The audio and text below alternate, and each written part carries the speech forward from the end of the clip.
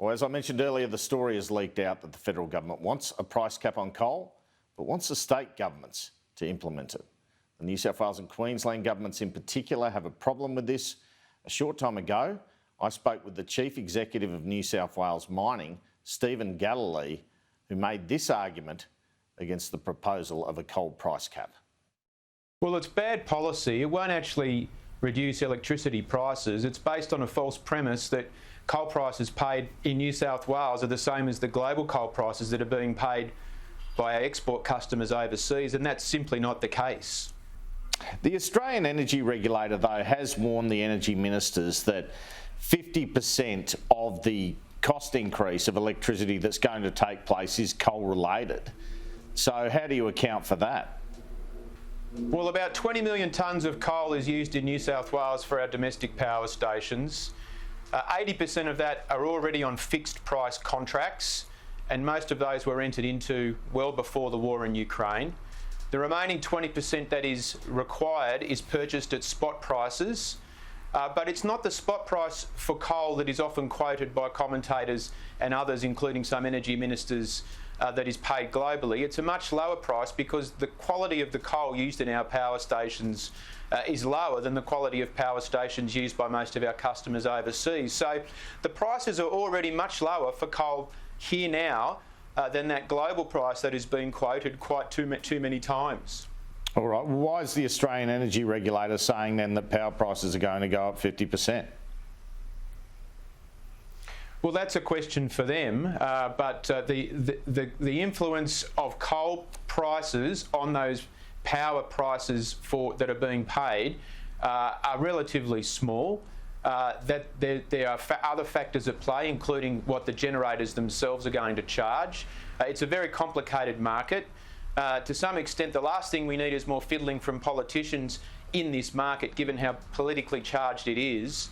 But the reality is, putting a cap on coal prices, domestic coal sales in New South Wales, is not going to have any material impact on the price of electricity in New South Wales because the prices are already low, especially compared to the global prices that are being paid. And the spot prices that are being paid right now for the coal that is being used by those generators, the very small amount, is already at roughly the same level that it was before the Ukraine war. So, yes, the Ukraine war has had an impact on prices. What price is that?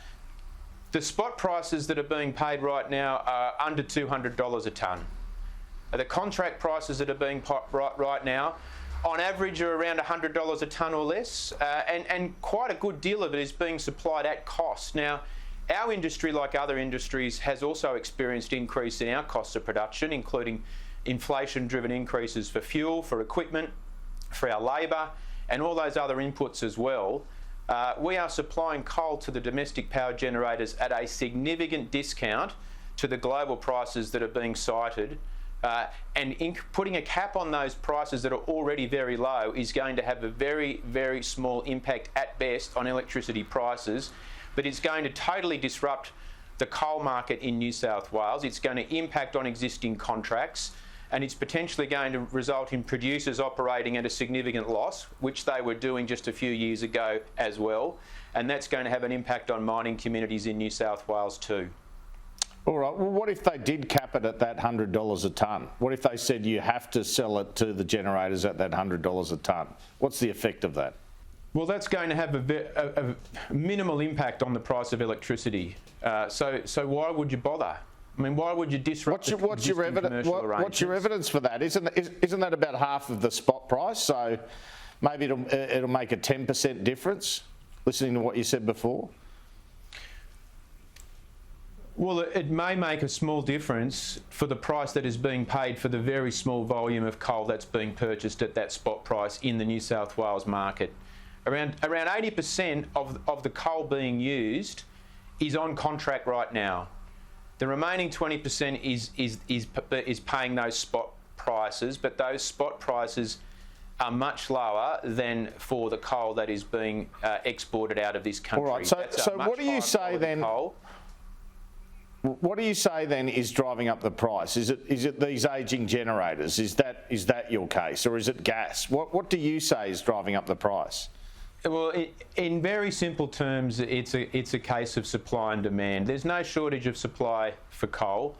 There is a shortage of supply of gas because over successive years, successive governments at various jurisdictions have failed to develop those resources. But there is also a shortage of generation in the electricity grid at a time when demand is high.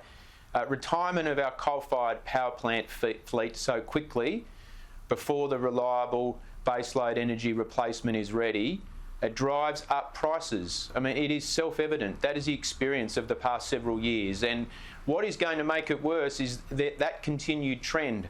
We are in a transition in our energy system here in Australia. Things are going to change. But if we force that change too quickly, before the replacement technology is ready, prices are going to go up, reliability is going to go down, and we're going to see these sorts of problems continue for a long time to come. Steve Galilee, thanks so much for your time. Thank you.